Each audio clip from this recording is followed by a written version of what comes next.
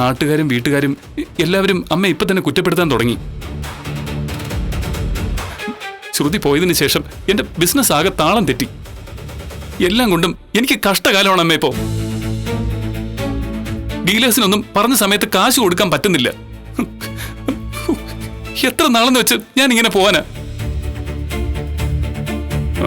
എന്തൊക്കെ പറഞ്ഞാലും ശ്രുതി കൂടെ ഉണ്ടായിരുന്നപ്പോ എന്തിനും ഒരു ധൈര്യം തന്നെയായിരുന്നു. പിന്നെ നല്ല ബിസിനസ്സും ഉണ്ടായിരുന്നു.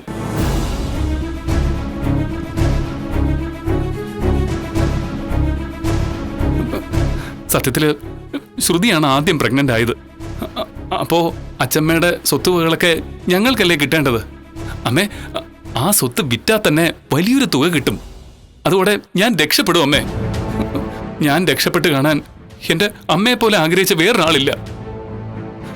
ശ്രുതിയെ കൂട്ടിക്കൊണ്ട് വന്നില്ലെങ്കിൽ ശ്രുതി പ്രസവിച്ചാലും ആ സ്വത്തുവകളൊന്നും എനിക്ക് കിട്ടാതാവും അമ്മേ.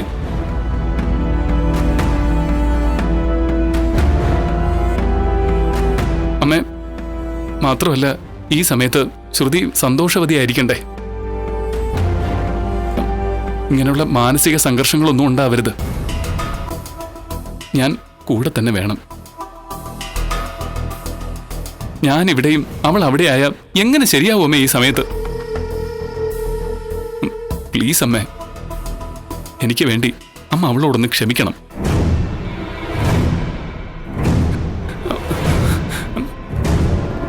അമ്മേ, എന്നാ പിന്നെ ഞാൻ ചെന്നോട്ടെ അവളെ കൂട്ടിക്കൊണ്ടുവരാൻ.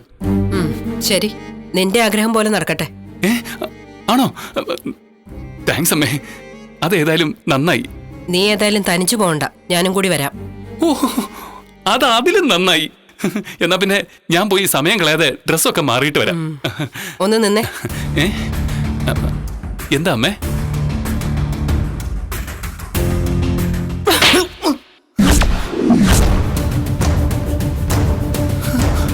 അമ്മേ, അമ്മ എന്തിനാ എന്നെ തല്ലിയത്? നല്ല തല്ലിന്റെ കുറവുണ്ട് നിനക്ക്. നിനക്കെന്താടാ പറഞ്ഞ മനസ്സിലാവില്ലേ? ഈ ജന്മം അവളെ ഇവിടെ കയറ്റില്ലെന്ന് ഞാൻ പറഞ്ഞല്ലേ? അമ്മേ, ശ്രുതി ഇപ്പൊ പ്രഗ്നന്റ് അല്ലേ അമ്മേ? അതെന്താ അമ്മ മനസ്സിലാക്കാത്തത്? എടാ, ഞാൻ പറഞ്ഞില്ല അവള് കള്ളം പറയുന്നതാ. പ്രഗ്നന്റ് ആണെന്ന് പറഞ്ഞാ ഇവിടെയുള്ള മണ്ടന്മാരുടെ മനസ്സലിയും. അതവൾക്കറിയാം. അവളെ ഇങ്ങോട്ട് കൂട്ടിക്കൊണ്ട് വരാൻ വേണ്ടിയുള്ള ഒരു സൂത്രം. അവളെ അന്ധമായി വിശ്വസിച്ചിരുന്ന ഒരു കാലം ഉണ്ടായിരുന്നു, ഇനിയില്ലാത്.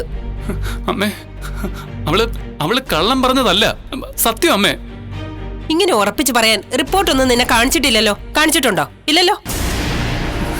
അമ്മേ, ഒരു കള്ളം പറഞ്ഞതിനുള്ള ശിക്ഷയാ അവളിപ്പോ അനുഭവിക്കുന്നത്. വീണ്ടും അങ്ങനെ പറയാൻ അവള് ധൈര്യപ്പെടില്ല. പിന്നെ ഞാനും അതിനെക്കുറിച്ച് ആലോചിച്ചു.